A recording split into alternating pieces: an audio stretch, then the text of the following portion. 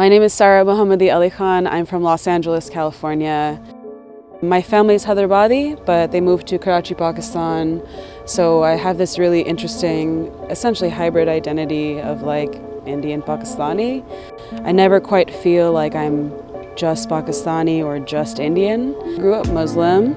I went to Islamic school from kindergarten to the middle of 8th grade until they decided to give me the boot. But I did learn a lot at the school in terms of like being a good person, I think, and learning to like just share what you have with people and to form community in a lot of ways beyond just through religion. When I was younger, when I envisioned 30, I think I just envisioned, I watched a lot of movies. So I think I just imagined my life to be like working at this like high-rise building, don't even know.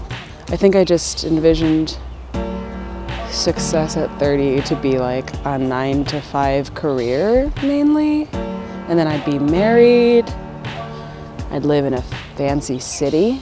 And then when I turned like 21, when I thought of 30, I was like, oh God, like 30, that's old. Like, oh my God, my life's over at 30. Last year, it was the first time I'd experienced someone being like, you're a near 30-year-old, and said it in a negative way. And it was for the first time that I didn't feel like if it was negative. I was just like, you know what?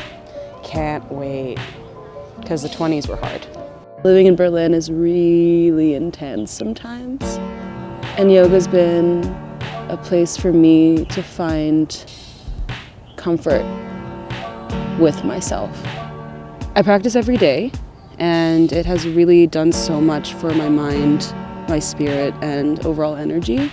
I think that Islam, I used to pray 5 times a day, and it taught me to find something to focus on and to take time to do something every day, which I've translated now to like yoga and my spiritual practice, which has been really interesting to uncover, with the basis of having Islam kind of teach me that I can like sit down and essentially try to slow my thoughts down and just focus on the task at hand.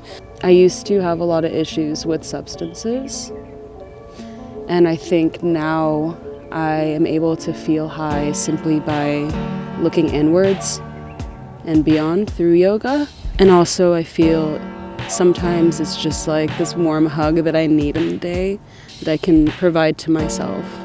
It almost feels like counseling without it actually being counseling. People have so many different relationships to it. It's your own personal practice, and it's what you make of it, and it's all based on how you're feeling and what your body feels, like to not push it beyond what feels right for you. I started Biri Bibi in Berlin, Germany as kind of just a place to experiment with cooking. I was always really scared to like venture off and do food beyond like my own kitchen or like throwing parties with my friends. I felt a lot of pressure because how do I know people were gonna come? So it started off as like just a random experiment, and then it happened. I sold out in like an hour. It's funny, when I was younger, I had literally like one major goal, and it was like, one day I will start my own restaurant, and it'll be when I'm in my mid-30s.